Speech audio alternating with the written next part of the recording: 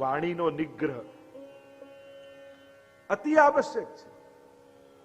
વૈષ્ણવને 4 વસ્તુ બતાવી બહિર્મુખતાની, કે આપણી અંદર બહિર્મુખતા આવવાના 4 કારણ આચાર્યોએ કહ્યા. યદા બહિર્મુખાયુયમ ભવિષ્યત કથમચન તદા કાલ પ્રવાસતા. તો આ બહિર્મુખતા ક્યારે આવે? અને બહિર્મુખતા આવીને પછી કોઈ નહીં બચાવી શકે. ભગવાનથી વિમુખ થયા પછી બચાવનારું કોઈ નથી. કારણ કે દુશ્મન ક્યાંય કોઈ બહાર નથી, દુશ્મનને તો લઈને ફરીએ છીએ. પેડો સામે પડ્યો હોય, તમને ખાવાની ઈચ્છા થઈ તો વાંક પેડાનો કે જીભનો? વાંક કોનો? પેડાનો ને. એ સામે આવે નહીં, જીભનો. તો તમને બધાને તો ખબર છે. હવે આ જીભ જ્યાં લઈને જશો ત્યાં પેડાને ગોતશે કે નહીં? તમને ખબર છે કે વાંક જીભનો છે, છતાંય વ્યવહારમાં તો તમે પેડાનો જ વાંક. આ તો આણે ગુસ્સો અપાવ્યો એટલે, નહીં તો મને ક્યાં આવે? ઘણા લોકો કે આપણને કોઈ છંછેડે નહીં તો ગુસ્સો ના આવે, તો કોઈને ના આવે. કોઈ છંછેડે તો કોઈને ના આવે. કોઈ છંછેડે ત્યારે શાંત રહીએ તો શાંત કહેવાય. વિપરીત સંજોગોમાં તમે જેવા છો ને એવા જ તમે છો. અનુકૂળ સંજોગોમાં પોતાનું તારણ નહીં કાઢવું. આપણે શું શાંત થઈને એકલા ખુરશી પર બેઠા હોય ને ત્યારે એમ લાગે જો હું કેવો સારો છું, તો ત્યારે તો બધાય સારા હોય. પ્રતિકૂળ વ્યક્તિ, પ્રતિકૂળ પરિસ્થિતિમાં આપણે કેવા રહી શકીએ છીએ, આપણે એવા જ છીએ. અને એટલા માટે હંમેશા વિચાર કરો, જીભને કારણે ઈચ્છા છે. હવે જીભ તો લઈને જ ફરીએ છીએ, આંખ તો લઈને જ ફરીએ છીએ, કાન તો લઈને જ ફરીએ છીએ. આ બધું તો સાથે જ છે, બહાર ક્યાં છે? અને એટલા માટે જ્યાં જશો ત્યાં ઇન્દ્રિયો આવવાની છે અને પેડાઓ ગોતતી રહેવાની છે. કોઈ ઈંટ ચૂના પથ્થરની દિવાલમાં સંસાર થોડી હોય છે.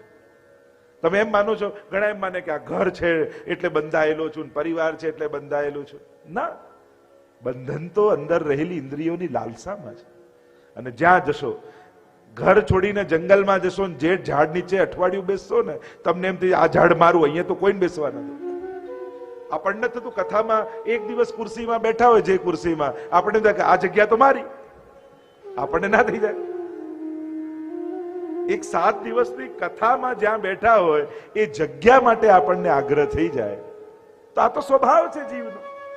પકડી રાખવું એ મનનો સ્વભાવ છે, બહુ સહજ છે. આમાં કોઈ વિચિત્ર વાત નથી, બહુ નેચરલ છે, આ બહુ સહજ છે, આ નેચર છે આપણો. અને એટલા માટે હરિરાયજી સમજાવે છે બહિર્મુખતાના 4 કારણ છે. પહેલું કારણ અસદ આલાપ, અસદ સંગ, અન્યાશ્રય અને અસમર્પિત. આ 4 વસ્તુથી જીવનમાં બહિર્મુખતા પ્રગટે છે. આ 4 કારણ આપણા આચાર્યોએ આપ્યા. એમાં સૌથી પહેલું કારણ આપ્યું અસદ આલાપ. બને તો વાણીનો નિગ્રહ કરો. આપણા રામાનંદ પંડિતની વાર્તામાં જુઓ, બીજો કોઈ અપરાધ નહીં, એ જ ભક્તિ ભાવ. ખાલી સવારે ઉઠીને એટલું બોલી ગયા કે આ જે વૈષ્ણવ આવ્યા છે ને ક્યાંક ગોબર લઈ ન જાય, આ બધું વીણી લે. વૈષ્ણવ માટે આવા શબ્દો વાપર્યા અને મહાપ્રભુજી એનો ત્યાગ કરી દીધો. અને એટલા માટે સાવધાન રહેવાની જરૂર છે. કદાચ પ્રભુનો અપરાધ થશે તો છોડાવશે, કદાચ ગુરુનો અપરાધ થશે તો ક્ષમા થશે, પણ બને તો વૈષ્ણવના અપરાધથી ડરજો. કારણ કે વૈષ્ણવનો અપરાધ માંથી મુક્ત થવું એ બહુ દુર્લભ છે. કારણ કે અહમ ભક્ત પરાધીનો, દુર્વાસા મુનિએ પણ અપરાધ કર્યો અમરીશ રાજાનો, અને ભગવાન પાસે ગયો ને તો ભગવાને કહ્યું કે મને માફ કર, હું ભક્તને પરાધીન છું, હું ભક્તને આધીન છું, જેનો અપરાધ કર્યો છે એ જ તને ક્ષમા આપશે.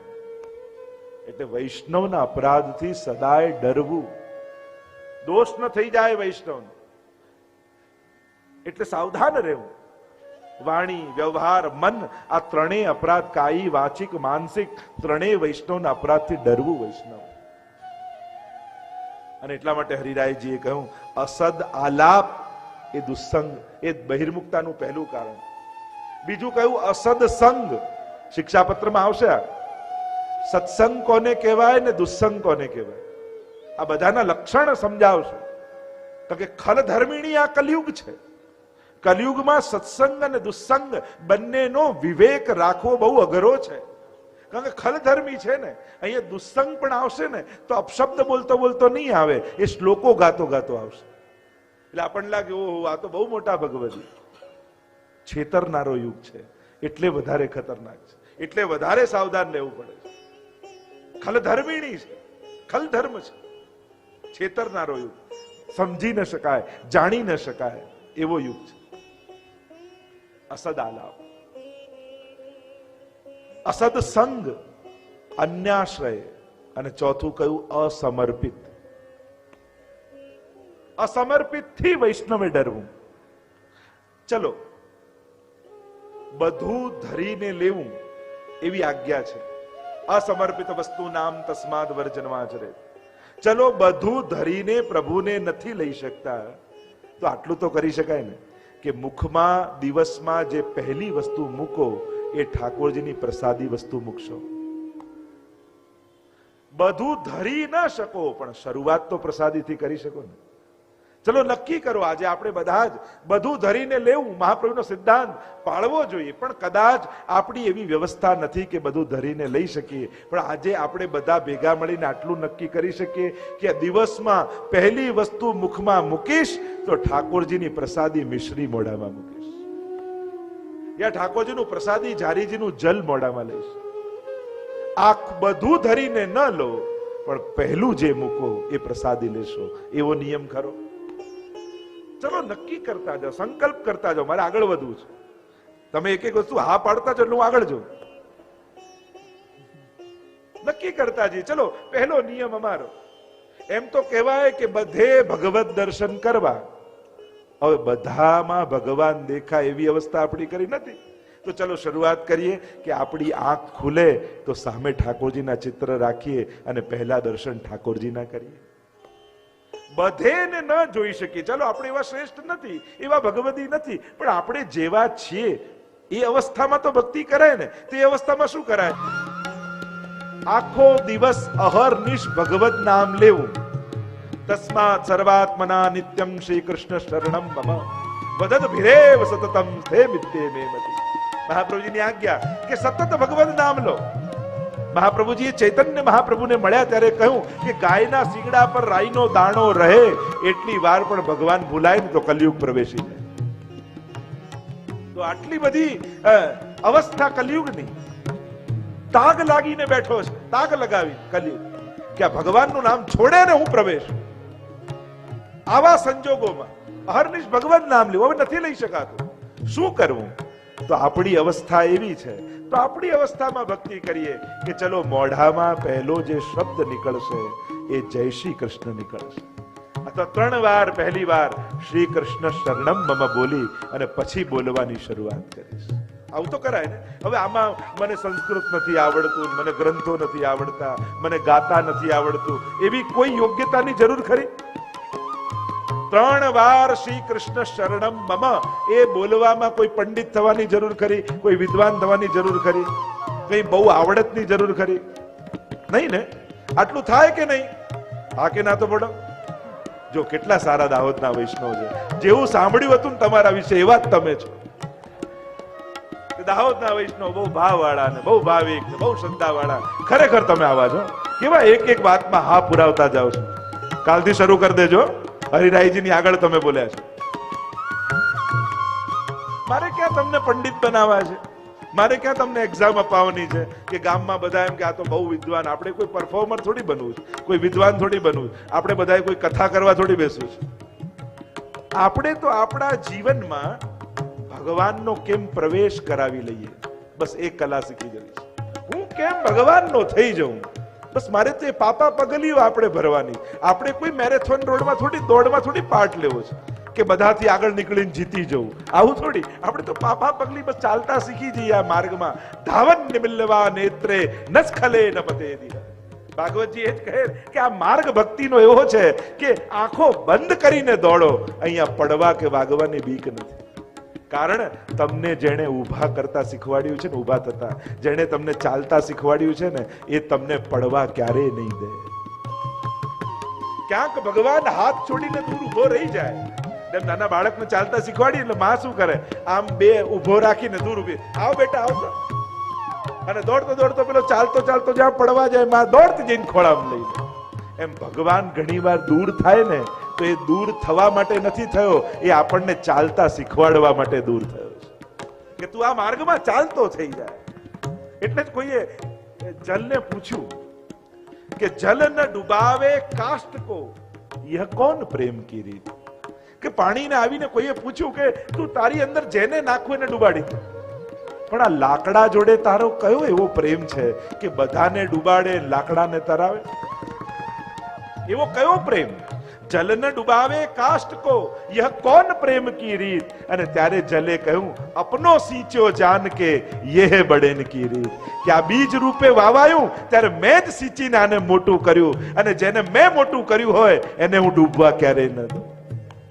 એમ આ પુષ્ટિના માર્ગમાં ઠાકોરજીએ બીજ રોપણ કર્યું, મહાપ્રભુજીએ સિંચીને મોટું કર્યું, અને આપણને ચાલતા કર્યા. તો જેને ચાલતા કર્યા એ ક્યારે પડવા નહીં દે એની ગેરંટી મહાપ્રભુજી આપે કે આ માર્ગમાં તમારું પતન નથી.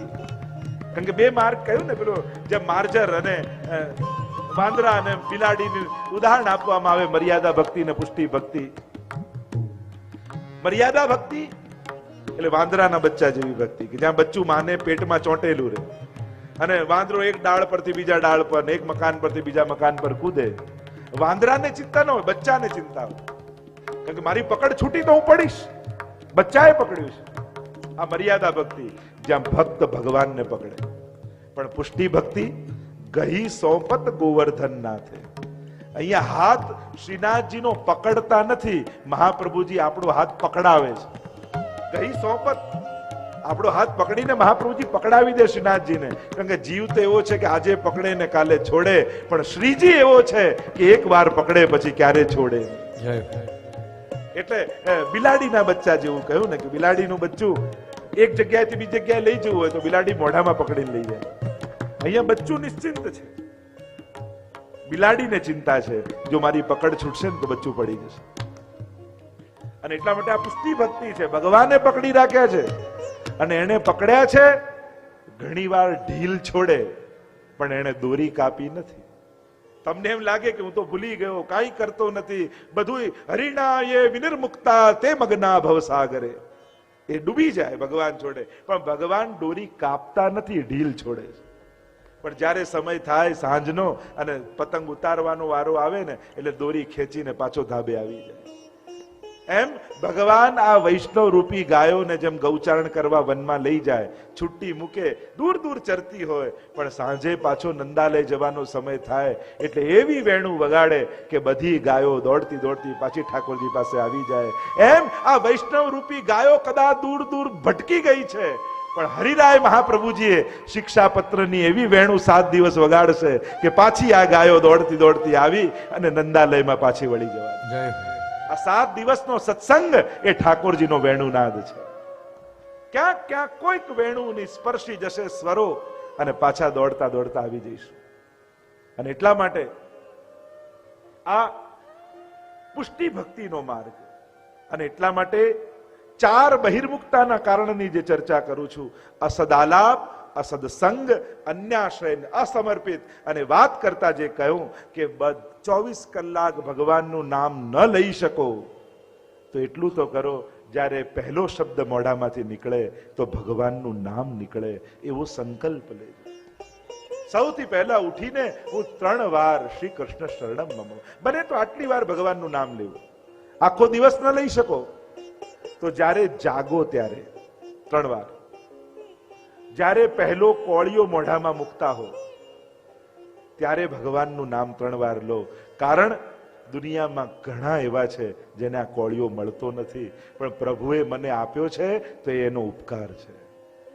પોતાનું કાર્ય કરવા માટે ઘરથી બહાર નીકળો અને ઘરનો ઉંબરો ઓળંગો ત્યારે 3 વાર પ્રભુને યાદ કરીને કાર્ય કરવા જાઓ. કારણ પુરુષાર્થ તમે કરો છો, પણ પુરુષાર્થને સફળ ભગવાનની કૃપા કરે છે. ઘરે પાછા આવો દુકાનેથી ત્યારે 2 ઘડી ઉભા રહી ઉમરા પાસે, કારણ કે ઘર પણ એક મંદિર છે. અહીંયા આપણા ઠાકોરજી બિરાજે છે, અહીંયા આપણા વૈષ્ણવ રહે છે.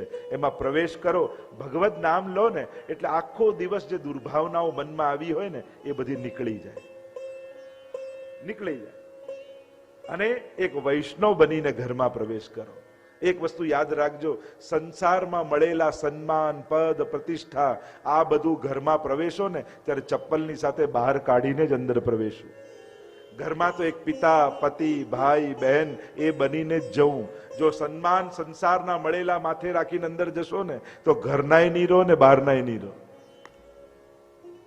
અંદર તો એક સ્વજન બનીને જવું, સહજ બનીને જવું, સંબંધી બનીને જવું, વૈષ્ણવ બનીને જવું. 3 વાર. અને છેલ્લે રાતના સુવા જાઓ ને ત્યારે 3 વાર અષ્ટાક્ષર બોલી અને પછી આંખો મીચજો. કારણ કે કોણ જાણે કાલે આંખો ખુલે ન ખુલે. નિંદ્રાને પણ એક પ્રકારની મૃત્યુ કહી છે. હવે મૃત્યુના સમયે ભગવાન યાદ આવશે કે નહીં કોને ખબર. મંદિરમાં ઠાકોરજીની સામે બેઠા હોઈએ ને ત્યારે ભગવાન યાદ નથી આવતા. કેવું પડે છે કે પ્રભુમાં મન રાખો, પ્રભુમાં મન રાખો, પ્રભુમાં. હવેલીમાં ઠાકોરજી સામે હોય તોય ભગવાન યાદ નથી આવતા, તો છેલ્લી ઘડીએ હોસ્પિટલના ખાટલામાં હશો, ઓક્સિજનના બાટલા ચડતા હશે, સામે ડોક્ટર અને નર્સો ઊભી હશે, ત્યારે તમને ખાતરી ખરી કે તમને ભગવાન યાદ આવશે? નહીં ને. કોને ખબર, કોણ જાણે. આપણે તો પ્રભુને એમ કહીએ કે અમને ભાન છે ત્યાં સુધી અમે તને સાચવીશું, ભાન નહીં રહે ત્યારે છેલ્લી ઘડી તું અમારી સાચવી લેજે. અને છેલ્લી ઘડી જ્યારે અમે પરવશ થઈ જઈએ, અમારા પર વશ નહીં રહે, ત્યારે હે ઠાકોરજી અંતિમ ઘડીને તું સાચવી લેજે. ત્યારે તું અમારી જીવા પર આવીને બેસી જજે. અને જ્યારે કંઈક દર્દ પેદા થાય શરીરમાં ત્યારે હે હરી કરી તારું નામ અમારા મુખમાંથી નીકળે, એ ઘડીઓને તું સાચવજે. કારણ કે શાસ્ત્ર એમ કહે છે અંતિમ ઘડી બહુ જ મહત્વની. છેલ્લે જ્યાં મતિ હોય ત્યાં ગતિ થાય, એવું પણ શાસ્ત્રનું વિધાન છે. એક બેન તૈયાર થયા, એને થયું આટલી સરસ તૈયાર થઈશું તો લાવ ફોટો પડાઈ આવું. અને ફોટો પડાવવા માટે નીકળ્યા. અને 5 કિલોમીટર દૂર ફોટોગ્રાફરની દુકાન. અને એટલા સરસ તૈયાર થયા, કાચમાં જોયું બધું જ બરાબર. કલાક કાઢ્યો તો તૈયાર થવામાં. અને એમ થયું કે બધું ફોટો પડાવી નીકળ્યા. વચમાં બજાર આવ્યું, ધૂળ ઉડે, ટ્રાફિક, કામ, બધું અસ્તવ્યસ્ત થઈ ગયા. બધું તૈયાર થયેલું, મેકઅપ ઉતરી ગયો. ફોટો પડાવવા માટે ઉભા રહ્યા.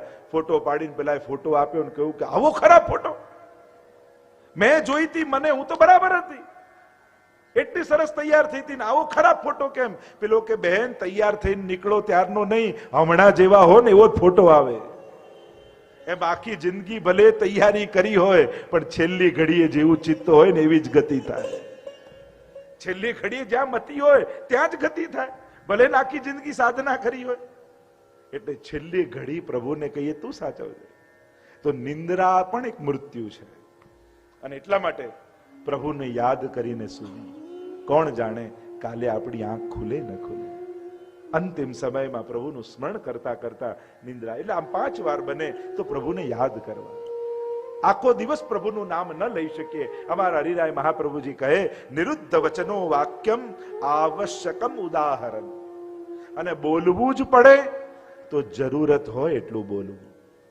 સેવા કરનારે બહુ બોલવું નહીં, સેવકે નહીં બોલવું, સેવા બોલવી જોઈએ. તમે બોલશો ને કે મેં આ કર્યું, મેં આ કર્યું, મેં આ કર્યું, તો પછી સેવા ખોવાઈ જશે. પણ સેવા એવી નિષ્ઠાથી કરો કે તમારી સેવા જોઈને લોકો તમને શોધે કે આ કર્યું કોણે, આ માળા બનાવી કોણે, આ સજાવટ કરી કોણે. તમારી સેવા એટલી ઉત્તમતાથી કરો કે લોકો તમારી સેવાને શોધતા શોધતા આવે, સેવકને ગોતે. પણ જો સેવક બોલવા લાગે ને તો સેવા ખોવાઈ જાય. અને એટલા માટે સેવા કરનારે બને એટલું મૌન રહેવું, ઓછું બોલવું, તો જ ભક્તિ થઈ શકે. બહુ બોલનારો ભક્તિ નથી કરી શકતો. કારણ કે કંઈક ને કંઈક એની વાણીથી કંઈક એવું થઈ જાય છે કે એના મનમાં સતત ઉદ્વેગ. બહુ બોલનારો હોય ને એના મનમાં ઉદ્વેગ બહુ રહે. કારણ સમજદાર વ્યક્તિઓને બહુ ખુલાસાની જરૂર નથી. અને જો એ નાદાન છે તો ગમે તેટલા ખુલાસા કરો એ સમજવાના જ નથી. એટલે પોતાની જાતની બહુ ચોખવટ કરવાની આ દુનિયા આગળ જરૂર નથી. કારણ કે સમજદાર વ્યક્તિ તરત સમજી જ જવાનો છે. અને નાદાન વ્યક્તિને ગમે તેટલું સમજાવવાની કોશિશ કરો એ સમજવાનો જ નથી. અને એટલા માટે ઘણી વાર લોકો કહે ને લોકો મને સમજી નથી શકતા. તો આવો અઘરો થાય છે કેમ કે સમજી નથી શકતા? સીધા સરળ સહજ રહીએ, જેવા છીએ તરત સમજાઈ જઈએ. આમ ઉકેલ માંગતો કોયડો બનીને ફરો, લોકો ઉકેલ્યા જ કરે, આવું કેમ માનો છો? ઉખાણા બનવા કરતા જોક્સ બનવું સારું. આમાં શું કોઈ આપણે જોઈને પ્રસન્ન થાય સારું? ઉખાણા બનેલા રહીએ આપણે સતત લોકો, અને પાછા એવું વિચારે મને બધા ઉકેલે. તો હવે આવો આગ્રહ કેમ? ઘણા લોકો આખો દિવસ મોઢું ફુલાવીને ફરે, પણ કહે નહીં કે શું જોઈએ છે, શું તકલીફ છે કહી દે ને. તમારા ઘરમાં કોઈ અંતર્યામી નથી, આજે સ્પષ્ટ સમજી લો. એટલે જે છે બેસીને કહી દો ને. 24 કલાક મોઢું ફુલાવીને ફરવા કરતા 2 મિનિટ બાજુમાં બેસાડીને કહી દો કે આ નથી ગમ્યું, તો મન હળવું થઈ જાય. તો પેલો મોઢું ફુલાવીને ફર્યા જ કહીને પાછું દુઃખી થાય, મને કોઈ સમજતું નથી ને સમજતું નથી. સમજાવી દે ને, બેસાડીને સમજાવી દે તો વાત પૂરી થઈ જાય. પણ પેલા દુઃખી થઈને ફરવા કરતા સહજ થઈને રહેવું જોઈએ. વૈષ્ણવત્વમ હિ સહજમ. વૈષ્ણવ છે ને સહજ હોય, સ્વાભાવિક હોય. પ્રભુનો દાસ છે ને એને કોઈ અહંકાર નથી. જે થાય છે એ ભગવાનની ઈચ્છા માનીને સ્વીકારી લે છે, એ વિરોધ નથી કરતો. વિવેકસ્તુ હરિ સર્વમ નિજેચ્છાત કરીષ્યતિ. જે વસ્તુને તમે બદલાવવા સમર્થ નથી એને સહજતાથી સ્વીકારતા શીખો. ભગવાનની આવી ઈચ્છા હશે, બસ એવું માની લો. બાકી તમે મૂલ્યાંકન કરવા બેસશો ને તો આ ગણિત સંસારનું એવું છે ને કે આજ સુધી કોઈના સમજમાં આવ્યું નથી. આ તો ભગવાનની બહુ મોટી કૃપા છે કે ભગવાન આપણી બધી ઈચ્છાઓ પૂરી નથી કરતા. જો ભગવાન આવીને તમને એવા આશીર્વાદ આપી દે ને કે કાલથી તું જે ઈચ્છે બધું જ પૂરું થશે, પછી તમારા જીવનના સર્વનાશ માટે તમને કોઈ દુશ્મનની જરૂર નથી, તમારી ઈચ્છાઓ જ કાફી છે. કારણ કે આપણી ઈચ્છાઓ જ એવી છે કે આપણે આપણી જાતને ખતમ કરી નાખી. આ તો ભગવાનનો બહુ મોટા આશીર્વાદ છે કે ભગવાન એવા આશીર્વાદ નથી આપ્યા કે તારી બધી ઈચ્છા પૂરી થાય. પછી કોઈ દુશ્મનની જરૂર ના રહે, આપણી ઈચ્છાઓ જ આપણને મારી નાખે. પેલાની પ્રસંગમાં કહેતા કે પેલો કલ્પવૃક્ષ નીચે બેઠો ભોજન માંગ્યું, સિંહ વાઘ આવ્યો કે મને ખાઈ ના જાય, ખાઈ ગયો. આ ઈચ્છાઓ તો એવી જ છે. એટલે ભગવાનનો આભાર માનજો કે તું મારી બધી ઈચ્છાઓ પૂરી નથી કરતો. મારા હિતમાં જે છે એ જ તું મને આપે છે. કારણ કે માણસની તકલીફ એ છે, એને સુખ દેખાય છે, સુખ સમજાય છે, પણ હિત શેમાં છે એ નથી દેખાતું ને નથી સમજાતું. અને એટલા માટે જેમ નાના બાળકોને એમ થાય ને, મા બાપ હા પાડે તો મમ્મી પપ્પા સારા, અને મમ્મી પપ્પા ના પાડે તો મમ્મી પપ્પા ખરાબ. પણ એ ભૂલી જાય છે કે મા બાપના નામાં પણ બાળકનું હિત જ રહેલું છે. મોટો થાય ત્યારે સમજાય કે સારું થયું એ સમય મને આ ન કરવા દીધું ને ન થવા દીધું. પણ આપણા બધાની બાળક જેવી પરિસ્થિતિ છે. ભગવાન હા પાડે તો ભગવાન સારા, અને ભગવાન આપણી ના પાડે તો ભગવાનને મારી જોડે જ શું વાંધો છે, સમજમાં જ નથી આવતું એમ થઈ જાય. જે દિવસે પ્રભુની ના સમજમાં આવવા લાગશે ને એ દિવસે ફરિયાદો જતી રહેશે કે પ્રભુની નામાં પણ મારું કલ્યાણ હતું, સારું થયું પ્રભુએ મને ન આપ્યું. તો નિરુદ્ધ વચનો વાક્યમ આવશ્યકમ ઉદાહરણ. બને જરૂર પડે ત્યારે બોલવું. અને એમાં પણ સેવામાં તમે જ્યારે પણ હો ત્યારે આ વિવેક રાખો. ઘણી વાર ઠાકોરજીની આગળ બેઠા બેઠા એવી બૂમો પાડે, અરે રસોડામાંથી દૂધ ઉપાડી લેજે, ગેસમાંથી ચડાયેલું છે, એવી બૂમ પાડે કે ઠાકોરજી ગભરાઈ જાય. બને તો પ્રભુની સન્મુખ બેઠા હો ત્યારે ધીરા અવાજે બોલો, દાસ ભાવથી રહેવું. મોટા અવાજે બોલી નાનું બાળક જેમ ગભરાઈ જેમ ઠાકોરજી ગભરાઈ જાય. પ્રભુની આગળ સેવકપણાનો વિવેક રાખો. પ્રભુ આગળ કેમ બેસાય, કેમ બોલાય, કેમ ઉભા રહેવાય, એનો વિવેક આપણને આવડવો જોઈએ. મોટા મોટા શાસ્ત્રોની વાત તો જુદી વાત છે, ભગવાન મળે તો પછીની વાત છે. ભગવાન પાસે ઉભા રહેતા આપણને આવડે છે, એ ડિસિપ્લિન આપણને આવડે છે. ઘણી વાર લોકો પુષ્ટિ માર્ગ કે તમારા પુષ્ટિ માર્ગમાં કાયદાઓ બહુ, અહીંયા કાયદાઓ નથી, અહીંયા ડિસિપ્લિન શિસ્ત વધારે છે. કારણ કે ભણતર તો બધે સારું હોય, પણ સારી સ્કૂલ કઈ કહેવાય જેનું ડિસિપ્લિન સારું હોય. અને પુષ્ટિ માર્ગમાં 500 વર્ષથી આપણે ડિસિપ્લિન જાળવી રાખ્યું છે, એ શિસ્ત જાળવી રાખ્યું છે.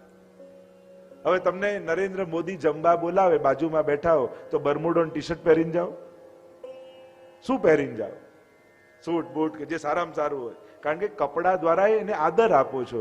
તમે ઠાકોરજી પાસે જાઓ ત્યારે શું પહેરીને જવું એનો વિવેક રાખવો જોઈએ. કારણ કે કપડા દ્વારા આપણે રિસ્પેક્ટ આપીએ છીએ એમને, એ સંજોગને રિસ્પેક્ટ આપીએ છીએ. તમે કોઈના લગ્નમાં જાઓ ને સાવ ધોળો સાલડો પહેરીને જાઓ શું વાંધો છે? પણ બધા ખીજાય કે નહીં? શું અપશુકન કરીને આવ્યા છો? કોઈની સ્મશાન યાત્રામાં જતા હોય ભારે સહેલો પહેરીને જાઓ શું વાંધો? કપડા જ છે ને. પણ વસ્ત્રો દ્વારા પણ એ સંજોગોને, એ વ્યક્તિને આપણે રિસ્પેક્ટ આપીએ છીએ.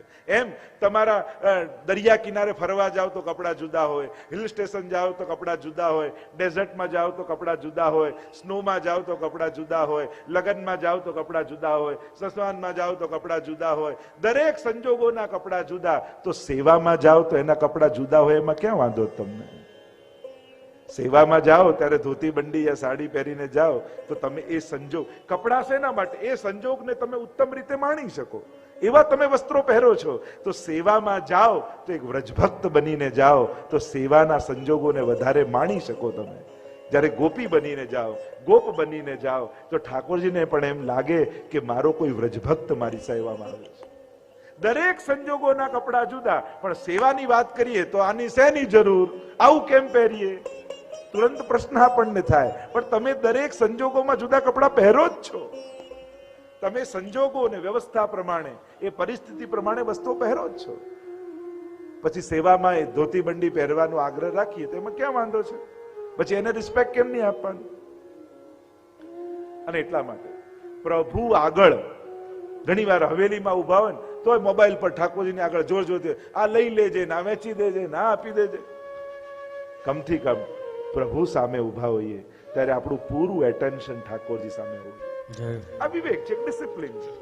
આમાં કોઈ મોટા બ્રહ્મ જ્ઞાનની કે રોકેટ સાયન્સની જરૂર નથી. જેમ મોટા વ્યક્તિ પાસે તમે હો ત્યારે એને રિસ્પેક્ટ આપો છો ડિસિપ્લિન રાખીને, તો આ તો જગતનો નાથ તમારી આગળ ઉભો છે. એને આટલું વિવેક પણ નહીં રાખવાનો, આપણે એટલું રિસ્પેક્ટ પણ નહીં આપવાનું. આમાં કોઈ ધર્મના કાયદા કે શાસ્ત્રની વાત જ નથી. આ એક કોમન સેન્સની વાત છે, એક ડિસિપ્લિનની વાત છે કે જ્યારે મોટા વ્યક્તિને રિસ્પેક્ટ આપીએ છીએ તો જ્યારે ભગવાન સામે છે એને એટલું રિસ્પેક્ટ નહીં કે ઠાકોરજીની સામે ઉભા હોઈએ ત્યારે ઠાકોરજી તરફ એટેન્શન, ત્યારે હાય હેલો કરીને ગળે ભેટે ને પેલા મળે, પ્રભુ આગળ તમે છો ત્યારે આપણું એટેન્શન પ્રભુ સામે હોવું જોઈએ, એને રિસ્પેક્ટ આપવાનું. શ્રી પ્રભુને પ્યારા શ્રી યમુનાજીના લાડીલા એવા રસિક સત્સંગી વૈષ્ણવોને જે શ્રીના આ વચનામૃત ગમ્યા હોય તો આ વિડીયોને લાઈક કરજો, શેર કરજો અને કમેન્ટ બોક્સમાં જય શ્રી કૃષ્ણ જરૂર લખજો. અને અમારી ચેનલ શ્રી વલ્લભને સબસ્ક્રાઇબ કરવાનું ભૂલશો નહીં. સર્વે વહાલા વૈષ્ણવોને ભાવથી જય શ્રી કૃષ્ણ.